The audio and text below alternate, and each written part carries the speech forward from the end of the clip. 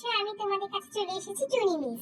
টুনি miss তোমাদেরকে আজকে পড়াবো কিভাবে করে বের হয়ে গেট টুগেদার করতে হয়।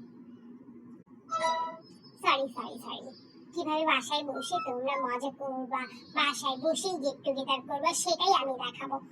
না, বলবো। আরে বাবা, দেখছো না সবাই কেমন গেট টুগেদার নিয়ে ব্যস্ত হয়ে গিয়েছে। তো কি হয়েছে, আমরাও করব, কিন্তু সেটা বাসায় বসে।